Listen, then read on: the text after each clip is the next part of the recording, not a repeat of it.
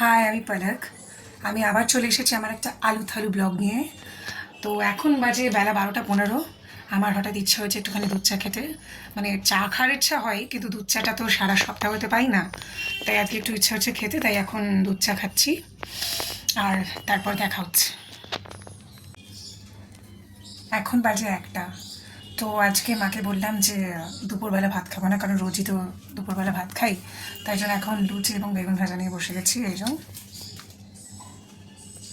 খাওয়াটাকে complete করি, তারপর দেখা হচ্ছে। তারপর ভিডিও বোমা দেখতে দেখতে এবং তারপর মায়ের সাথে কাজ করেই সময় যাচ্ছিল। এসে একটু বসলাম।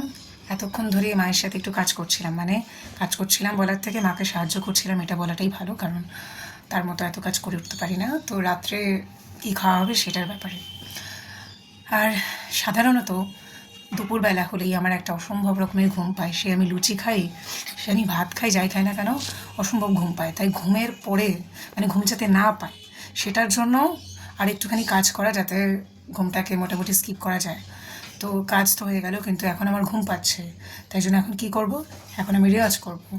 মোটামুটি আমি রাত্রির বেলায় রেওয়াজ করা পাবলিক, কিন্তু ওই যে বললাম ঘুম পাচ্ছে। তাই ছুটির দিনে মানে শনিবার রবিবারে আমি দুপুরবেলাতেই রেওয়াজ করে থাকি। তো আজকে দুপুর গড়িয়ে বিকেল হতে চললো। আমি একটুখানি 5টা থেকে রেওয়াজ করব, তাই মাঝখানে আধ ঘন্টা যতই হোক বাঙালি বাঙালি পাবলিক একটুখানি ল্যাদ খেয়ে নেব। তো এখন বাজে 5টা 32। আমি এতক্ষণ ধরে এসেছি রেওয়াজ করতে, এবং মানে মোটামুটি আধ ঘন্টার জায়গায় 1 ঘন্টা ল্যাদ খেয়ে কাটিয়ে দিলাম। তো এবার না, যাই হোক, এবার একটুখানি রেওয়াজে বসতে হবে। তো চলো। এরপর 5:30 থেকে প্রায় 7টা অবধি রেওয়াজ করে আমি টিউশনের জন্য রেডি হই। এরপরে রেওয়াজের ভিডিও চাইলে ডিটেলসে পরে একদিন অবশ্যই দেবো। এখন বাজে ওই 6:54।